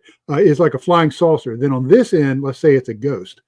So if this thing drops down like this, people are going to say, "Oh crap, that's a ghost." Or if it drops down like this, "Oh wait, that's a UFO." Or if it drops down like this, "Oh, that's a Sasquatch." Well, they're all part of the same thing. Mm-hmm. You're not seeing anything different. You're just seeing different aspects of it. So what we're doing is, especially in these areas of geoconcentrations of high strangeness, where you have all of this phenomena going on at one place, is we're seeing different factions, different elements, different presentations of the same phenomena, except we're seeing it from a different optic on the way it presents itself as it's reduced down to our dimension, reduced down to the 3rd dimension, and then number 2 of our own personal cultural optics of how we look at it. That's a Sasquatch, or, oh, that's a ghost, depending on what your own cultural, toilet paper tube that you're looking through limits it to. So I think we're all looking at the same phenomena, and I think we're just looking at it from different aspects, and I think we're looking at different elements of it. That's why, when you read about, some of the stuff from SCU and some of the other organizations talking about seeing UAPs, that will be like 3 dots, and then it'll mold into one. Perhaps it's one object, and as it rotates around our dimension, we're seeing different aspects of it, but it's never multiple objects. It's all multiple parts of the same thing. And, going back, and I kind of alluded to remote viewing before, one of the things that we learned as remote viewers is everything that existed, everything that exists, everything that will exist is currently existing now. There is no time. It all exists right now, which is interesting. If you go back into, religious texts, I am the Alpha, I am the Omega, it all exists now. It's all current. And we are able to tap into that, as remote viewers. So, you start looking at time, and as you talked about consciousness, we start looking at consciousness maybe from that perspective. Literally, the sky's the limit. And you don't look at human beings in the same way again. You look at the person, sitting on the park bench next to you. where you might have been dismissive in the past, you look at that person now and you go, wow, that's an extra dimensional creature. They might not realize it, but isn't that amazing? And we're all occupying the same space, and literally we're all occupying the same time that is, was, or will be currently now in this space in some sort of aspect. So what's the name of the film that's coming out this Saturday? The name of that film is called Cryptid Expeditions. Crap, my mind just went completely blank on it. Cryptid Encounters: Land Between the Lakes. And the way it starts off is the director and his crew, by the name of Greg Ogles, goes out and they go to Land Between the Lakes, of course, in the Kentucky region. And they're looking for Sasquatch. And they had some amazing encounter. Adam Davies went out there with them. Of course, you know who he is. Mm-hmm. And so Adam and those guys have some really cool experiences, but they had some other really weird crap happen too. So they reach out to ASOG and they say, hey, we understand that y'all are kind of dialed into this really weird stuff. Can we come out to the meadow and maybe see if we can experience some of this stuff along with y'all? And boy, they did. Some really crazy stuff happened with their film team when it was out there. Some of the stuff was so crazy that certain members of their team will never come back. They refuse to come back. So that actually comes out. That will be streaming. Should hit the streaming thing on Saturday. That's when the film premiere is. Greg said it should be up. It's on their Patreon, Relic Films. So that's just a little taste of it. And then like I said, I've got this other project that I can't go into. If I mention some names, you would recognize them. But should be a much bigger, much broader project concerning the Meadow Project and some of the high strangeness. So I'm really excited about that. And if I ever get off my lazy butt and finish my second book, Make Philip Mantle Happy, we'll have that too. Now, you mentioned the cube, and now I've seen the video, but what is going to be in the film? What is the audience going to see? I have not seen the film yet. Greg has, he just said, oh, you'll love it. Some of the stuff that we did encounter in there is weird battery drains, like literally like an area in about 18-foot diameter. Is the cinematographer was running a professional, rig. It wasn't, an amateur rig. It was a professional cinematographer. He would step into this area and his battery would drop down to about 20%. He'd step out of it. It'd go up to 80, step back into it. It'd drop down to 20. Step back into it, it'd go up to 80. Shadow people, disembodied voices, SD session. Like I said, I haven't seen the final edited product yet, but it should be quite amazing because we had some unique, wild experiences while they were out there, which is really cool for validation for what my team is experiencing. Well, the meadow itself, is it a geo-specific situation? Yeah. Or, because there are reports of this same kind of phenomena all around the world. And so is it the individual that's driving the experience? Well, that's a great question. Is yes and yes. I know that's a weasel answer. That's fine. I'm a government guy. I can give weasel answers. Mm-hmm. Yeah, I think that there are geo concentrations of this stuff. Absolutely. And I think that there are certain people that are tied into it. And I'll give you an amazing story. And this involves the Hudson. So you know personally, is the first time they came out there, like I said, I was looking for a psychotherapist, to actually do some regression hypnosis with some of our teams. And we've, had some pretty interesting stuff come back on that. So we go out to the meadow and there's a ridge that runs along one edge of it. And of course, it's about an 8-acre field, and I think you might recall the photograph. So it's like a very, very beautiful mountain meadow. And so I took one of my more senior researchers, a guy by the name of Daryl, and I took Christy and Shay, the Hudsons, and put them with him, and they moved up across the top of the ridge. And so we were down in the bottom of the meadow, and the partner I was working with actually was Greg Ogles, the director. He actually became part of ASOG after he made his film. And so while Christy and Daryl and Shay were up there, Christy said, hey, I'm not feeling comfortable. I feel unnerved. And Daryl said, what's wrong? What's making you feel, uncomfortable? She says, I feel like something is slinking around, like Gollum, something kind of lurking, just in the periphery. I just get this feeling, and it's really uncomfortable. She goes, but I don't want to, make anybody feel like they have to, stop researching, And Daryl said, no, if you're uncomfortable, we'll leave. It's not our purpose to make people feel uncomfortable. She goes, I'd really like to go back with a larger group. We said, absolutely fine, not a problem. So radioed down to me. I said, yeah, absolutely. Come back down here and meet up with us. So as they're walking along the top of the ridge, we can see their headlamps. And down below them, Greg notices an orb that's following them just below their side of view. They can't quite see it. It's down the ridge, but it's following them. Now he sees this with his eye, with his through a eyes. camera. Okay, with his eyes. That's interesting. Okay.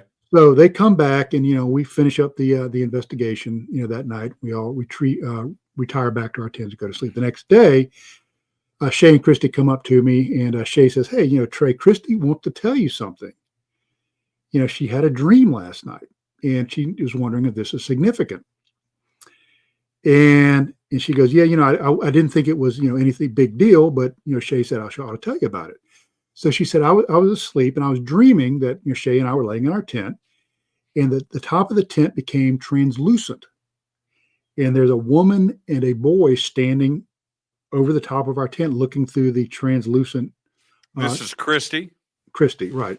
Okay. And she's dreaming this, and she says, and they take us up into this room, and this room is all white, and there's like a whiteboard, and she says that, and I can't remember if it was the woman or the boy, draw some symbols on the door, or on the wall rather, and I'll actually show you a picture of the symbols that she drew.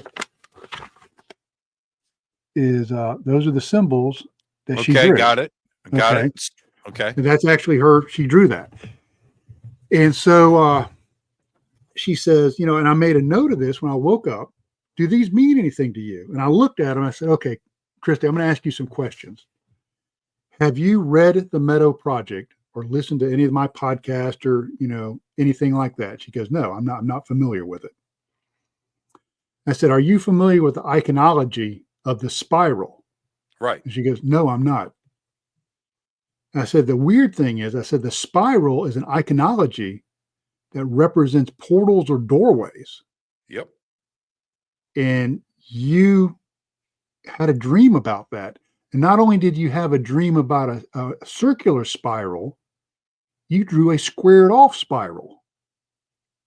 And then you drew the squared off spiral with an eye in the middle of it. But you have no knowledge of anything that has transpired here before. So it's almost like she's getting like mind speak, like some sort of precognition. Now turn the page. This is where it gets really interesting. Is we go back out that night, Saturday night. This is the next night. And, this is a very remote area, out in the middle of nowhere. So, we talk about wildlife and creatures and, bears and things like that. So we were discussing that during the day. So we went out there, we did our investigation. We came back late Saturday night, and we're doing our debrief. One of my thermal operators, one of the guys that runs one of our FLIRs, said, hey, I saw something kind of cool on my thermal. And I said, well, Lee, what did you see? He goes, I put my thermal up, and I saw something slinking through the meadow.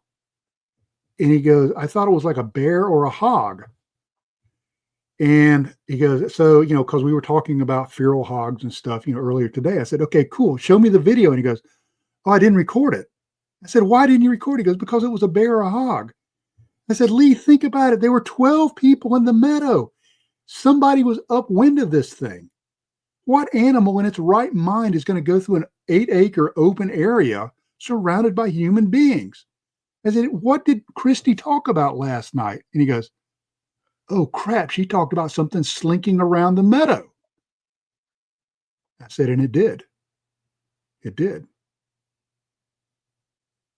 So that's the kind of. Right.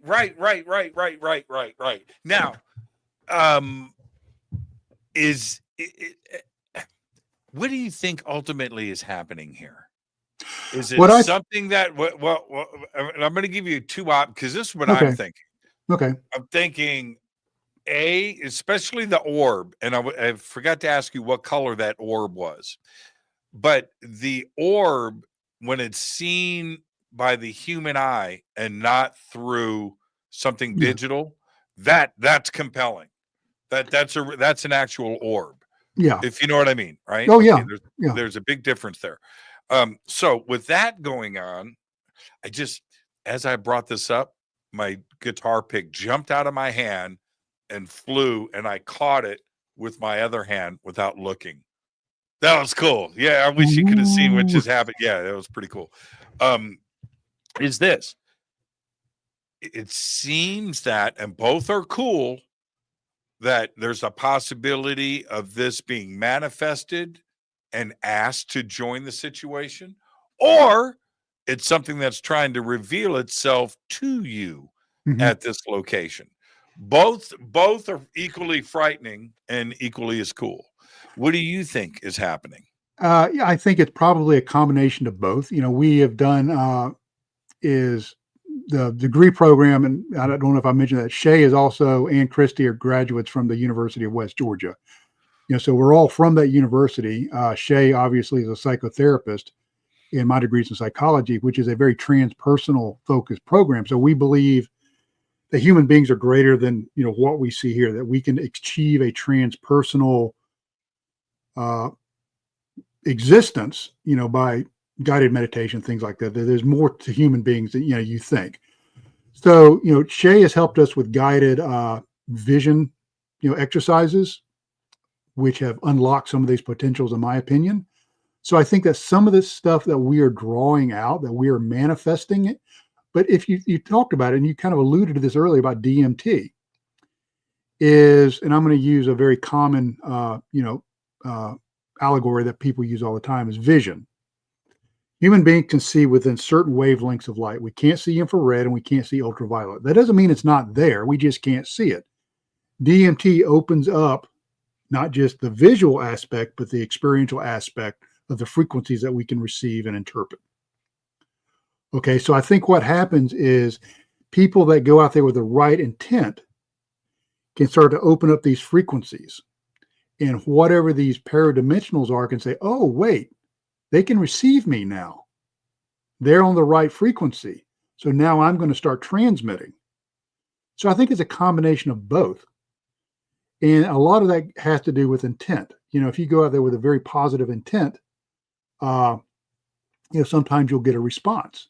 Well, if you have somebody in your group, man, we're not going to see shit. Well, you know what? You're not. You're probably not. No. And once you see your first thing, whatever it is, right? And then suddenly you go, whoa, the world is not what I've been told. Then you open yourself up, and your mind sees things, and not your mind, your eyeballs. You see things, and now your mind is okay with interpreting what you are seeing. Yeah, but before that, you're just blocking all that stuff out. Right. And we call that our normalcy bias, is we all have a understanding of what is normal and what the world is, so it's kind of like my FLIR operator, bless his heart. He said, oh, well, it's a bear or a feral hog, because that was his normalcy bias, because that's normal to me. So his normalcy bias got in the way of his research. Nothing against him. I mean, it happens to us all. And the same thing happens to, those of us that go through day to day that don't think about this stuff. Intuition. How many times has your intuition pulled your bacon out of the fire? I know for me personally, many, many times. For sure. But I can't quantify that. I don't know why my intuition told me to get out of the situation, walk away, don't go to this place, or whatever. I think we all experience it. And when we step back and take a deep breath and start really opening up our mind to these possibilities, I think we discover that there's a lot more going on than we realize. And going back, do you know how much I'm going to bum everybody out right now? Do you know how much stuff you missed and I missed growing up because we weren't paying attention? Oh, yeah. Do you know how many years were wasted right?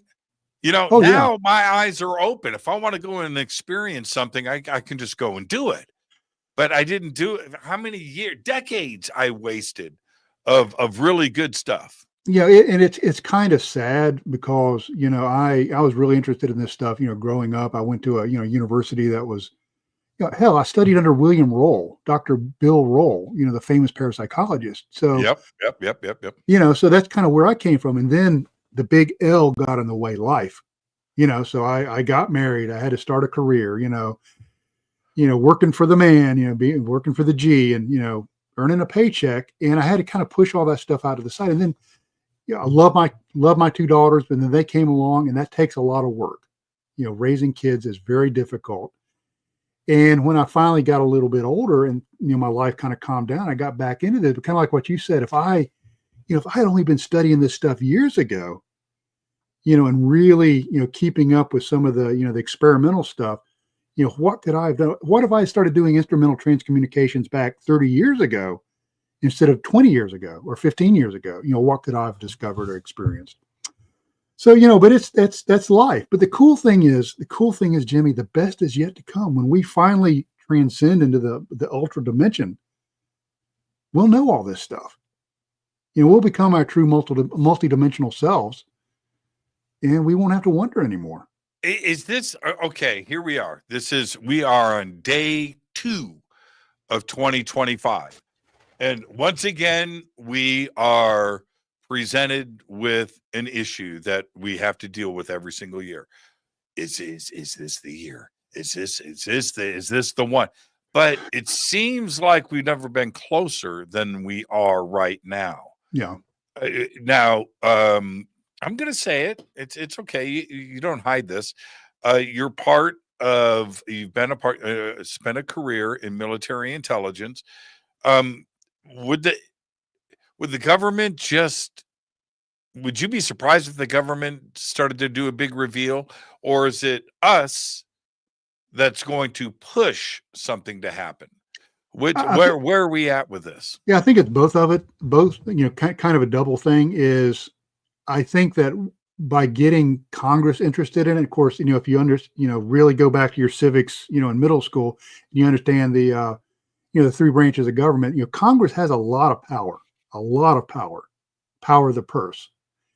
And now that certain members of Congress are actually starting to push this issue, we're starting to see stuff come out. And the executive branch can't hide behind the veil of secrecy because, quite frankly, I think they're being lazy. I just don't think they want to do the hard work to disclose this stuff. You know, now it's starting to dribble out. And I'll tell you a story. Is when I was at work, there's a friend of mine that's a retired lieutenant colonel, and he came over to my office, the Intelligence and Security Management Office, and we have a vestibule. You can't come into our office. And he called me from the vestibule, and he goes, "Hey Trey, I'm out in your vestibule." And I said, "Yeah, man, I'll be right there." And he goes, "No, I don't want to talk to you in your office. Let's go sit out in the gazebo where nobody's around." And, you know, for a guy, you know, security manager on an installation, when somebody tells you that, it's like, oh, crap, this is bad. This is really bad. So I'm like, okay, I'll be right there. So, you know, I closed out everything I had on my desk. I went and I met him. We went out, sat on the gazebo. And we were sitting there, and he goes, "Trey, I'm a dual degreed engineer, retired Army lieutenant colonel." I said, "Yeah, I know that." He goes, "This video that just came out," and this was when the gimbal and the Go Fast videos just came out. And he kind of had kind of an interesting expression on his face, like he was really struggling. And this was a nuts and bolts kind of guy. Like I said, a dual degreed engineer, very brilliant man. And he goes, "What do you think?" And I said, "Well, let me tell you this." And I said, "I believed this stuff exists, you know, for most of my life in some form." I said, "I'm just going to lay it out to you logically, because I know that's what you understand. Is you take 2 naval aviators, and let's just talk about the gimbal video. 2 naval aviators and an F-18 Hornet. Both of those aviators have advanced degrees in aeronautical engineering. Both of those are commissioned officers in the Navy. Both of those are aviators. You place them in a platform that has the most sensitive collection capabilities that can be put on an airframe in the world. Mm-hmm. Infrared, radar, visual, all of this stuff. So you have their experience, you have this amazing collection platform, and then you have this experience. And these guys don't know what that is. It baffles them. It flies in ways that cannot be explained, understanding basic aeronautical engineering. I said, what do you think?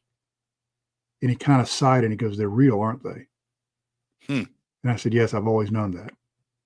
So if you look at that prima facie. Well, what is they? What is they? What is that? Is he now? Because is that a reference to E.T.? E.T. What is they? What is they? Something that's not us. The other. Right. He's not referencing Russia or China. No. No, he's referencing they with a capital T. Yeah. Off-world. Right.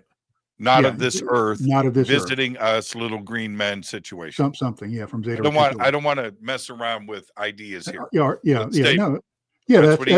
That's fair. And he said they're real. And I said, yes, they are. And so the odd thing is if you look at that prima facie, that was monumental. That was a Department of Defense release of video evidence of UFO/UAPs flying in ways that cannot be explained by experts. Why was that not the top story in the world? That's right. Why did everybody kind of shrug their shoulders and go back to the Kardashians? Because we've been dumbed down. Or, yes, for sure. Yeah, you had to bring up the Kardashians, didn't you, young man? But, or is it that we've been smartened? That now we understand the size of the universe and we know how many exoplanets and stars and how much life could potentially be out there. And that the surprise of something visiting us is not that big of a deal because, of course, it's got to be happening. Well, so you know what I mean? Is it dumbed down or is it that we understand more? Well, I think there's two aspects. We talked about cultural touchstones. Going back to the day the Earth stood still. I love those old science fiction movies. I just watched War of the Worlds just the other day. Those cultural touchstones and the cultural touchstones of the 90s. X-Files and all the way forward. Is there's those of us that are kind of interested in this stuff that have always kind of felt like we think that there's something to that, but when it came out, there was not that thirst among certain segments of the population. There was a thirst for more. Certainly among us there was, but there wasn't that universal cultural thirst for more. You would think that people right, you're so right about this, Trey, and there's another part of this that was really apparent. We didn't lose our minds. No, we didn't. You know what I mean? I expected more. You're right about that. I expected more shock, more, none of that happened. It was kind of weird. It really was odd. Yeah. I still have a hard time sort of, conceptualizing and really coming to grips with why. Because you know what? You have the drip, but is that also the influence of, blockbuster films like Independence Day, Transformers and Marvel, the Marvel universe, where suddenly outside of our community, people are exposed to, the battle for Earth and ET and extraterrestrials. You know what I mean? Yeah, no, absolutely. I mean, I think even if people aren't thinking about it consciously, it's been planted in their subconscious that, hey, this is, I've seen this before. That's the way you desensitize people to things, is you continuously expose them to it. So when it finally happens, they're like, oh, I've seen this before. And it's even, like in gunfighting, as you continuously are running through force scenarios over and over and over. So when it finally happens, you're like, okay, I can kind of conceptualize this. I kind of understand what's going on here, and you can react, and operate in a way that'll, will turn out okay.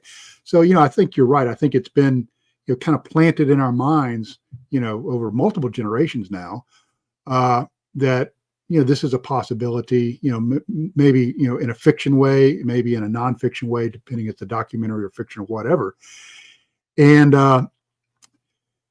so people, I think, are a little bit more accepting. I think what will freak people out, and this is where it gets a little horrifying, is the abduction phenomena. And I'm not going to say yay or nay on that. I still don't know. I've seen, I've heard regression. I've personally have heard accounts from people that I trust that make me believe there's something to that. I've also heard people say that's a bunch of BS. I don't know. But if you say, okay, these things exist, they're real, but there's not a damn thing we can do about it. And they can come and get you in the middle of the night. That's horrifying. That would cause societal upheaval. And then if you peel back that onion even more and you start talking about animal and you want to take that bold step and start looking at human mutilations, then it gets friggin' scary. And people are not going to be able to handle that. You mentioned nobody freaked out. And I mentioned it too, but David Grush got up in front of Congress on Capitol Hill, raised his right hand and said, we've got the pilots, right? Mm-hmm. We have the non-human intelligence, we have the craft, and I'll give you the address. This happened on Capitol Hill. That is like the biggest news in the history of the world forever. Right? That's and nobody, no, I mean, there were some great questions, but that should have been, and it wasn't the biggest news ever.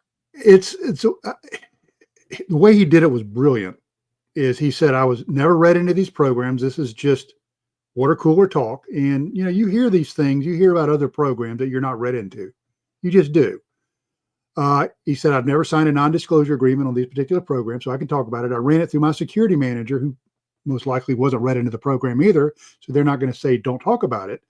So he can talk about this stuff freely. And he also had top cover from the Department of Defense Office of Inspector General as a whistleblower, that this was an unacknowledged or waived SAP program that was not being properly overseen by Congress. And Congress even waived programs. They do have some oversight. What I thought was interesting is, the way he went about doing this is the way I would go about disclosing this. And it rang very true to me.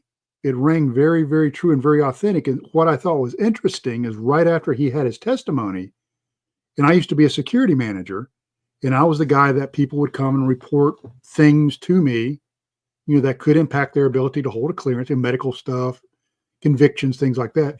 As soon as he testified, somehow his self-reporting of mental health treatment was leaked. Now, I will tell you, as a security manager, if you have a mental health issue, you get it treated and you self-report it, that most likely is not going to affect your clearance, and that is not considered derogatory information. You can go to a regulation called Department of Defense, DOD 5200.01 will outline all of that stuff for you. And if you self-report that and you're getting treatment, hey, rock on. As long as you're getting treatment and you report to us, I'm not going to mess with your clearance. So why was that disclosed? In a security manager, we were bound to secrecy to only report that stuff to certain authorized individuals. And that was the security manager, the commander, and something called the Central Adjudication Facility. So I find it very interesting that, he testifies, and all of a sudden this information that everybody thought would be the smoking gun and would totally wipe out his credibility didn't happen. To me, it actually added credibility to his statement. So I thought that was really interesting.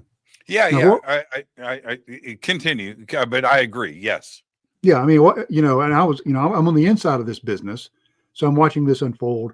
And for you, kind of watching this, how did you take that when that was disclosed, his mental health treatment? Well,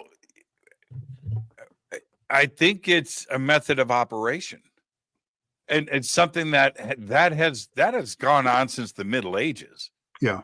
Right. You can't attack the subject, so you attack the person and you attack their mental well-being. Right. Like I said, this has gone on for 1,000 years, or it's certainly nothing new. And then the difficult part, the only avenue that they had was to go down that road, because his CV right? His it doesn't get any more professional than that. Yeah. Or solid. So the only way to circumvent that and get around that, because of the statements that he's making, is to attack his mental health. Which and was, so, yeah, yeah, I which wasn't was, surprised. It doesn't yeah, make it right, but yeah. Well, it actually was kind of silly because he served in Afghanistan. He served overseas. And I'm here to tell you, I was in Afghanistan. That's a hard place. That's a very tough place. And for someone to have some, some issues when they come back is entirely normal and reasonable. And to seek treatment for that is not only the proper thing to do, it's admirable.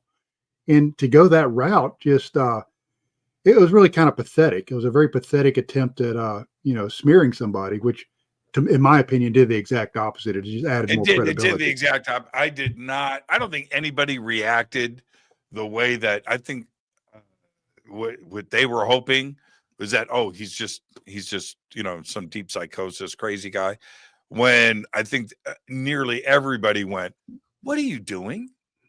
You can't do that. You can't. And that just solidifies this person's position, because you're attempting to discredit him. Medical records, of all things, especially those types of medical records, that's sacred, man. Yeah. That's sacred. That's a zone you don't go into. Everybody knows the lines you don't cross, right? The zone that you just don't go into. And that's one of them. So, no, you're right. It solidified his position for sure. Yeah. And the weird thing is, there was never an investigation. There was never an investigation. Like, if I had someone come to me and said, okay, I have a clearance, I'm seeking mental health issues for whatever, I'm self-reporting this. This is the document from my physician. This is the treatment plan. Go ahead and report this up to the central adjudication facility so they have it on file. And no action is taken. It's just like, hey, we have awareness of this. Get better. We want you to get well. We see no risk to national security. So rock on. Just keep us informed.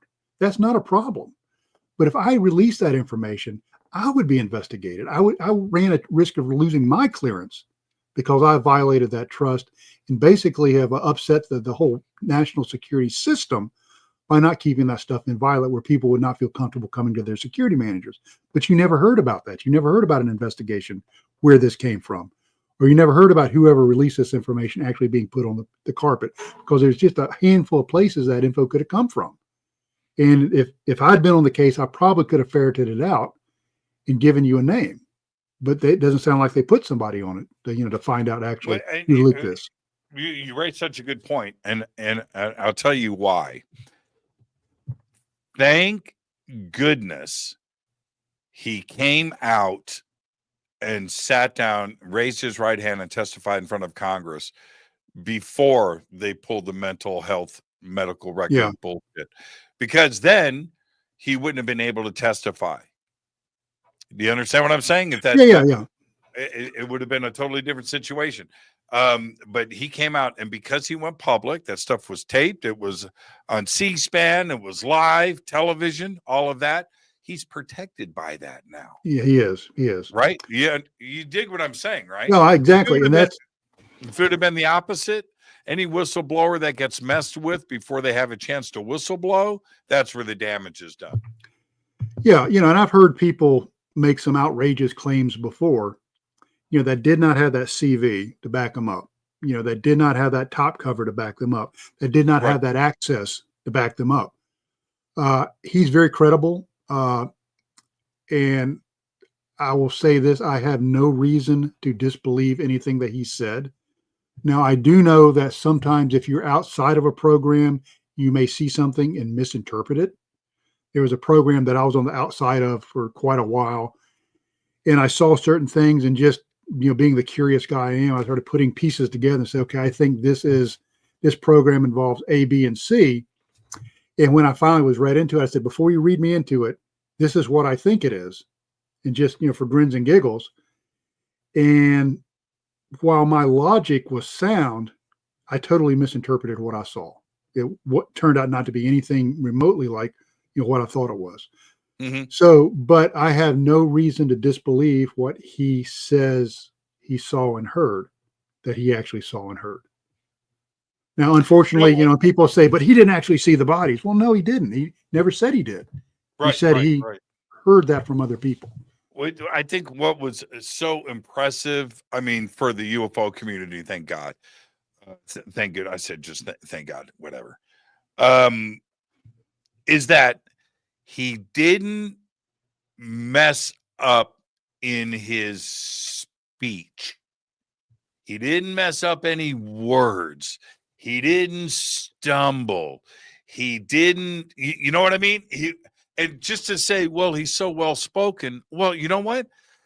We needed somebody where they couldn't go,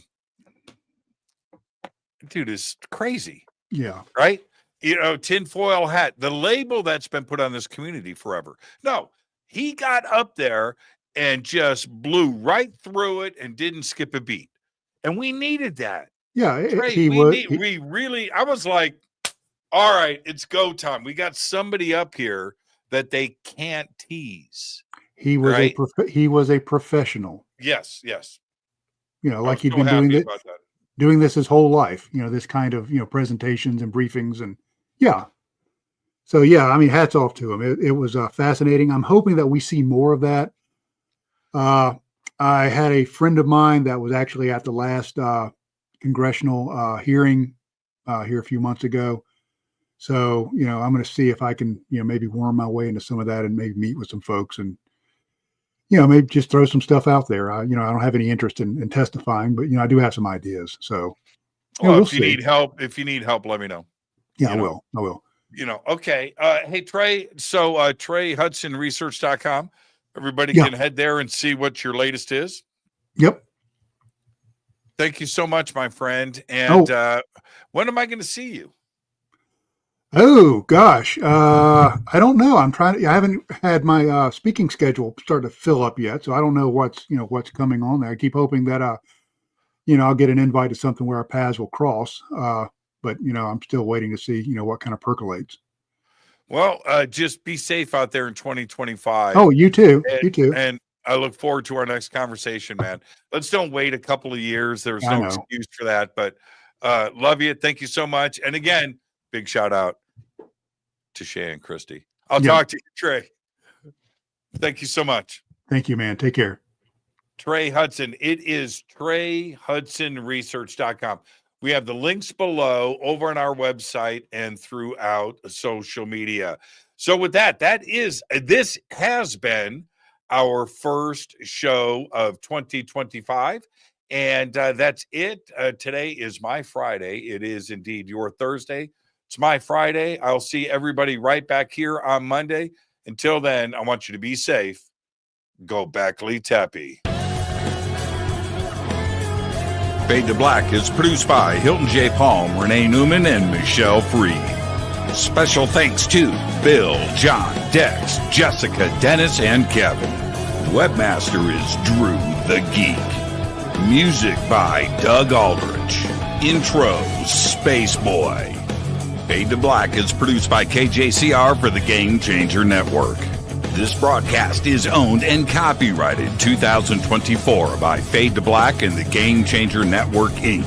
It cannot be rebroadcast, downloaded, copied, or used anywhere in the known universe without written permission from Fade to Black or the Game Changer Network. I'm your host, Jimmy Church. Go back, Lee Tappy.